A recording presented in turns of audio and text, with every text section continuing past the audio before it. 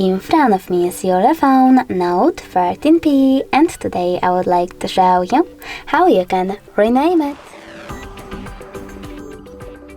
First of all, go into Settings and scroll all the way down. Now you need to click on About Phone. Then click on device name over here and type in wherever you wish to. When you're ready, click on OK to save your changes and tap on OK in device name pop-up. As you can see, after that, name of my smartphone has changed. Thanks so much for watching. If you enjoyed this video, don't forget to leave a like, comment and definitely subscribe. Bye!